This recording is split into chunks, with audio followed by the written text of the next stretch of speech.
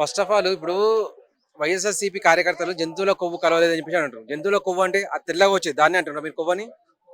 Actual thing ఏంటంటే జంతువుల కలయబరాలు అంటే బొక్కలు ఉంటాయి కదా, ఆ బొక్కల్ని కరగదీసి ఆయిల్ని తీస్తారు. ఆ విషయం అనేది ఎవరు కూడా ప్రస్తావిస్తలేరు ఇక్కడ. కేవలం జంతువుల కొవ్వు అని చెప్పి మాట్లాడుతున్నారు. కల్తీ గురించి తప్పుదోవ పట్టిస్తుంది. ఆ జంతువుల కలయబరాల నుంచి ఆయిల్ తీస్తారు, ఆ ఆయిల్ని వాడతారు.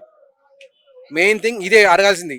ఈ ఈ మాట అనేది తప్పుదోవ పట్టిస్తున్నట్టు. ఈ మాట అనేది రాకుండా జంతువుల కొవ్వు అనేది, కొవ్వు గురించి ఎవరు పట్టించుకోరండి. కొవ్వు అనేది వంటల్లో యూజ్ చేసుకుంటారు, దాన్ని కూడా వంటల్లోనే తింటారు. ఒక జంతువుని చంపినంటే ఆ మాంసంతో పాటు ఆ కొవ్వును కూడా తినే వాళ్ళు ఉన్నారు. మాంసాహారులు బొక్కల్ని తినరు, బొక్కలు అనేది తీసి బయట పడేస్తారు. అదిగో ఆ బొక్కల నుంచి ఆయిల్ తీస్తున్నారు. మెయిన్ ఇది ఎక్కడా చెప్పలేదు రిపోర్ట్లో, బొక్కల నుంచి ఆయిల్ తీయలేదు అని చెప్పేసి. ఇది కావాలి మనకు మెయిన్. ఎవరైనా కానీ కల్తీ చేస్తున్నాడు అంటే, కల్తీ కొవ్వు కల్తీ ఆయిల్ వాడుతున్నాడంటే జంతువుల కలేబరాల నుంచి. కలేబరాలంటే బొక్కలు మాత్రమే. అది ఇంకోటి వాళ్ళు ఇచ్చింది ఏంటంటే క్లియర్ గా ఇది నెయ్యి అయితే కాదు, నెయ్యి కాదు అంటే ఏదైనా కెమికల్ అని చెప్పేసి ఇచ్చారు వాళ్ళు. ఏదైనా కెమికల్ గా వచ్చింది, ఇంకా డీటెయిల్స్ అనేది రాలేదని చెప్పేసి. అంటే కెమికల్ ఫుడ్ తినాలని పంపించారా మీరు అక్కడికి?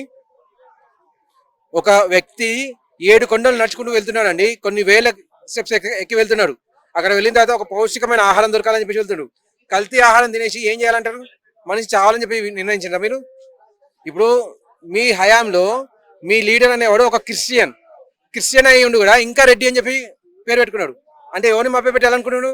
ఇటు రెడ్డిలో మభ్య పెట్టాలనుకుంటున్నాడు, అటు క్రిస్టియన్స్ కూడా మభ్య పెట్టాలనుకుంటున్నాడు. ఇద్దరిని మభ్య పెట్టాలి, బతకాలని చెప్పేసి అనుకుంటున్నాడు. అదే కాకుండా హిందువులను ద్రోహ బుద్ధితో, హిందువుల మెయిన్ టెంపుల్ అయిన తిరుమలని దాని ప్రతిష్టను దెబ్బతీయాలని చెప్పి చూస్తున్నాడు. ఆల్రెడీ చేశాడు కూడా. అంత చేసిన వాడు పోనీ తనకు పాపభీతి ఉందనంటే ఖచ్చితంగా ఉంది. ఎందుకంటే వాళ్ళు ఆవిడ తిరుపతికి వెళ్ళాలని చెప్పి మొక్కుకుంది. తిరుపతికి వెళ్తే ఈ కల్తీ ఫుడ్ నాకెక్కడ వస్తుందో, నా బిడ్డలు ఎక్కడ తింటారు, నా భార్య ఎక్కడ తింటారు అని చెప్పి భయపడి తన ఇంటి ముందర సెట్ చేసుకున్నాడు తిరుపతి.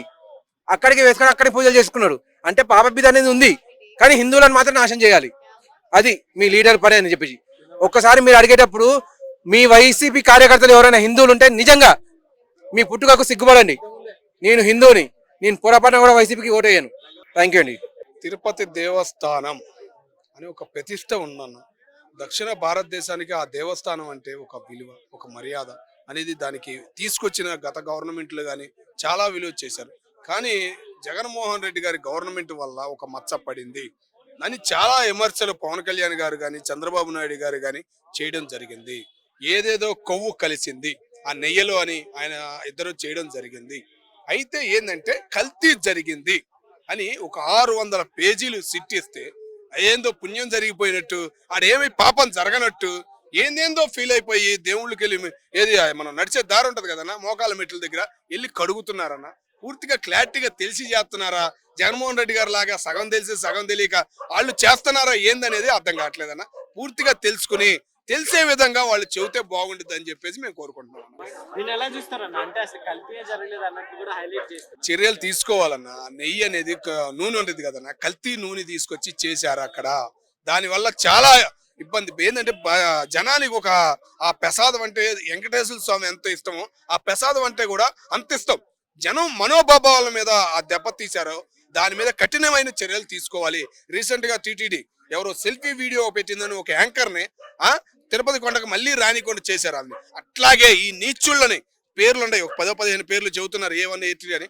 అది ఎదవల్ని కూడా పుణ్యక్షేత్రానికి మళ్ళీ రాకుండా తగిన చర్యలు తీసుకోవాలని చెప్పేసి సుప్రీంకోర్టు దీని మీద స్పందించాలని చెప్పేసి మేము కోరుకుంటున్నాం. అసలు ఇప్పుడు సందు దొరికితే చాలు ఇలాంటి వాటి పట్టుకొని మరి అంటే బ్యాడ్ చేసేటట్లు కూడా చేస్తున్నారు ప్రభుత్వం.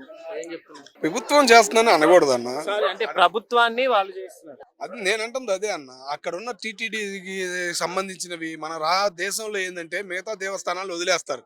ఈ మన టీటీడీ కానీ మన హిందూ దేవాలయాల సొమ్ములు మాత్రం జనం కష్టాల్లో ఉండారు, అది ఉండారు ఇది ఉండారు అని వాడేస్తున్నారు. వాడే తప్పులేదు, కానీ ఒక లిమిట్ ఉండాలంటారు కదా.